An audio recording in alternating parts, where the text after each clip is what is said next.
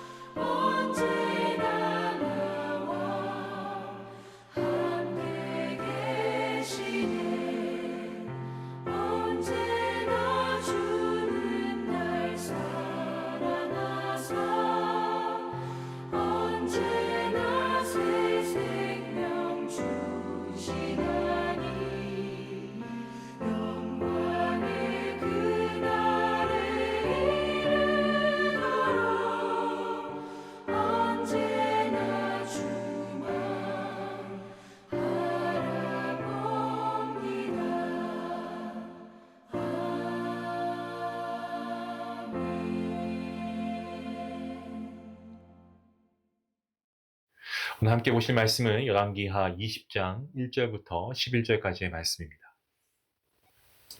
우리 함께 말씀을 읽도록 하겠습니다. 함께 봅니다. 그때 히스기야가 병들어 죽게 되매 아모스의 아들 선지자 이사야가 그에게 나와서 그에게 이르되 여호와의 말씀이 너는 집을 정리하라. 내가 죽고 살지 못하리라 하셨나이다. 히스기야가 낯을 벽으로 향하고 여호와께 기도하이르되 여호와여 구하오니 내가 진실과 전심으로 주 앞에 행하며 주께서 보시기에 선하게 행한 것을 기억하옵소서 하고 히스기야가 심히 통곡하더라. 이사야가 성읍 가운데까지도 이르기 전에 여호와의 말씀이 그에게 임하여 이르시되 너는 돌아가서 내 백성의 주권자 히스기야에게 이르기를 왕의 조상 다윗의 하나님 여호와의 말씀이 내가 내 기도를 들었고 내 눈물을 보았노라.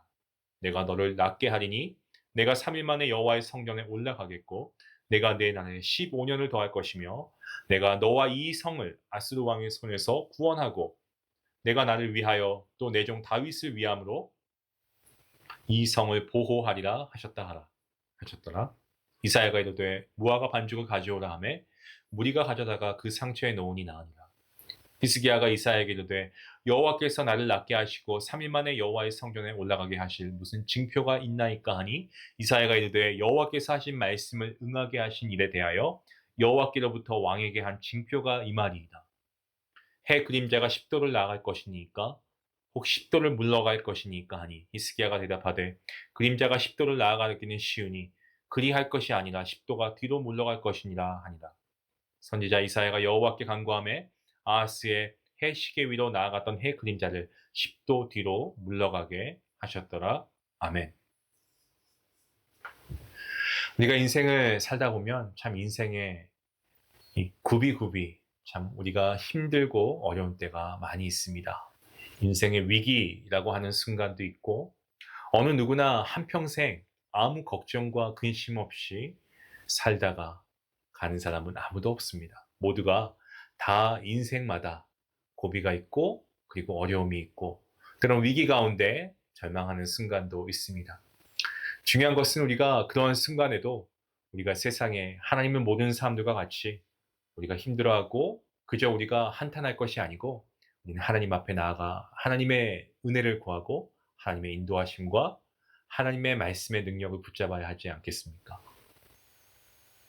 히스기야도 참 그가 하나님께 어려운 상황 가운데 망연자실해 있는 것이 아니고 하나님께 나아가서 하나님께 간구하고 응답받아서 결국에 그가 하나님의 은혜를 힘입는 그런 귀한 축복을 받지 않습니까? 오늘도 히스기야 왕의 계속되는 내용, 그 내용이 오늘 본문 말씀에 나와 있는데요. 어떻습니까, 여러분? 이스라엘이 남유다와 북이스라엘로 분열된 이후에 남유다에는 20명의 왕들이 있었죠. 20명의 왕 중에서 히스기야 왕은요, 남유다의 13번째 왕입니다. 그러니까 열왕기하 18장 2절 말씀을 보시면 히스기야는 25살의 왕이 되었고 그리고 그 후에 29년 동안 남유다를 통치한 왕이 되었습니다. 자, 오늘 우리가 읽은 이 본문 말씀은요, 히스기야가 왕이 된 지 14년이 된 해에 일어났던 일인데요. 즉 히스기야가 39살 되던 해에 일어났던 일이라는 것을 우리가 알게 됩니다. 히스기야는 어떻습니까? 남유다의 왕이 된 지 6년, 그러니까 31살이죠. 이 31살에 북이스라엘이 아수르에게 멸망당한 것을 그가 자신의 눈으로 직접 목도한 인물이었습니다. 북이스라엘의 멸망은 남유다에게 엄청나게 충격적인, 그야말로 정말 쇼킹한 일이었습니다. 북이스라엘과 남유다가 어떤 때는 서로 갈등하고 또 어떤 때는 서로 전쟁을 하기도 했습니다. 맞습니다. 하지만 그 밑바탕에는 하나님 안에서 한 형제라는 그런 믿음이 깔려 있었던 것을 부인할 수 없죠.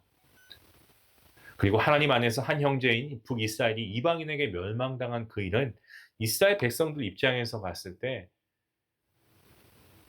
이런 일이 있을 수 있을까? 정말 한 번도 생각해 본 적이 없는 그러한 일이었습니다. 그런데 말 그대로 어느 날 정말 갑자기 북이스라엘이 아수르에게 멸망당해 버립니다.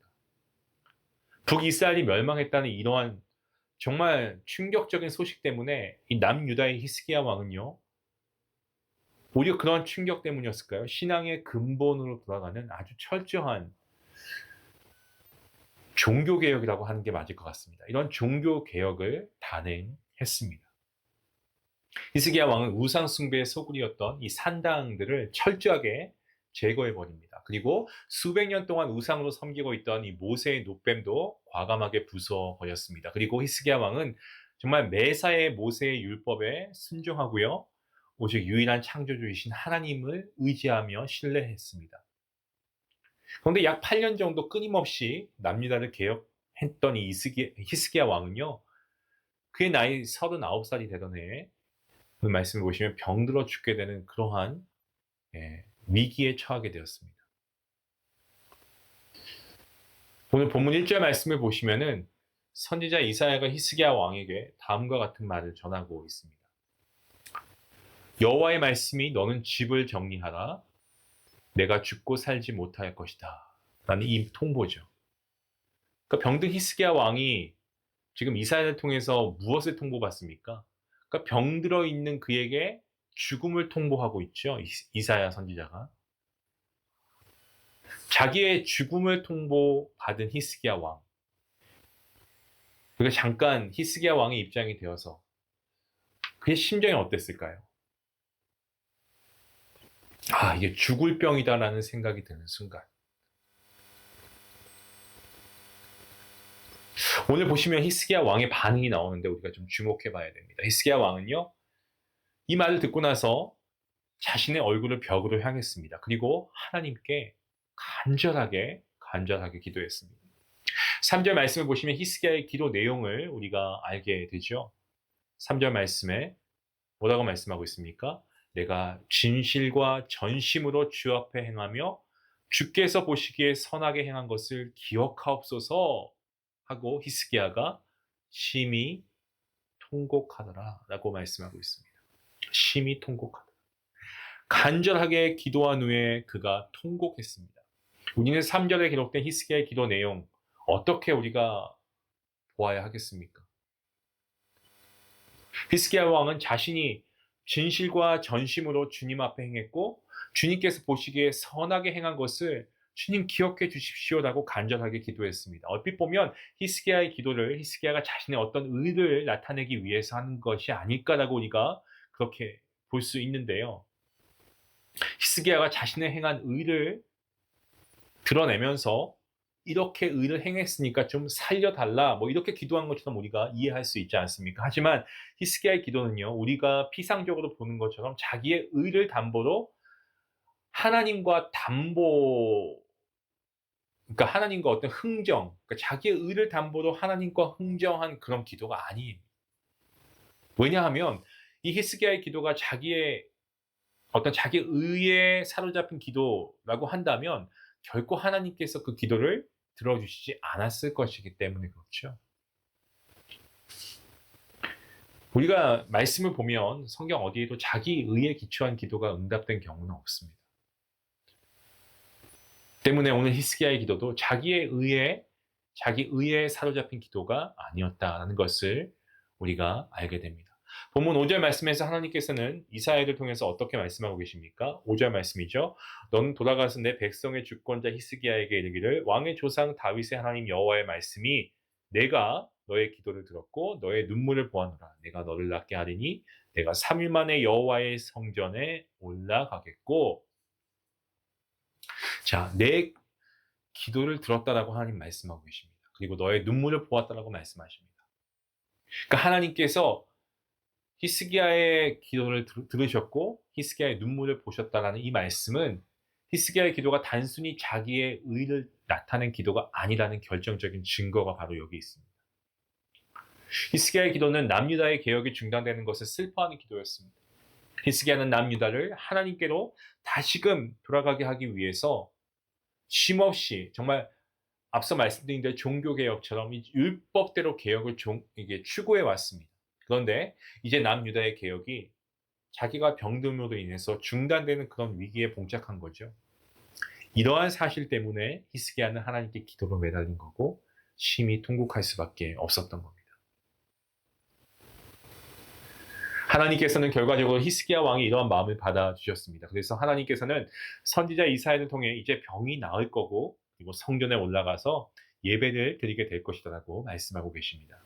그리고 오늘 본문 6절 말씀이죠. 6절 말씀에서 히스기야 왕에게 너의 날이 15년을 더할 것이고 아수르의 손에서 남유다를 구원할 것이다 라는 은혜의 말씀을 더하십니다. 뿐만 아닙니다. 히스기야 왕이 반드시 낫게 될 것이다 라는 징표로서 해 시계 위에 드리운 그림자가 10도 뒤로 물러가는 그런 기이한 표적을 받게 됩니다. 히스기야 이 왕의 병의 치유는 어떻습니까? 단순히 병이 나았다는 어떤 개인적인 의미로 끝나지 않고 있습니다. 하나님께서는 히스기야의 죽을 병을 낫게 하시는 은혜를 베풀 정도로 하나님께서는 남유다를 사랑하신 겁니다. 하나님은 언제나 왕을 통해 하나님의 백성들에게 은혜를 베푸십니다. 하나님께서는 남유다를 사랑하셨습니다. 때문에 히스기야의 개혁을 통해 남유다가 하나님께로 완전히 돌아서기를 원하셨던 것입니다. 그래서 새로운 기회를 은혜로 더하고 계신 겁니다. 성도 여러분, 하나님께서는 저와 여러분에게 정말 새로운 기회를 날마다 은혜로 더하십니다. 하지만 하나님께서 우리에게 주시는 은혜는 나만을 위한 은혜가 아닙니다. 히스기야에게 주신 은혜는 히스기야만 사랑하셨기 때문에 은혜를 주신 것이 아닌 것처럼 하나님께서는 남유다도 사랑하셨기 때문에 히스기야에게 은혜를 더하신 것 아니겠습니까? 우리에게 은혜를 더하시는 것도 우리를 사랑하십니다. 하지만 우리를 사랑하실 뿐만 아니고 우리에게 속한 우리의 가족들, 우리의 친구들, 우리의 친척들, 더 나아가서 우리 이웃을 사랑하시기 때문에 하나님께서 은혜를 주시는 것입니다. 나만을 위한 그런 은혜, 글쎄요. 하나님께서는요, 그런 은혜보다 은혜는 나 혼자 독점하는 것이 아니고 은혜는 언제나 우리가 다른 누군가와 함께 해야 하는 책임이 동반됩니다. 하나님께서 우리에게 어떤 은혜를 더하셨습니까? 그 은혜는 내가 속한 가정을 위해서 주신 거고요.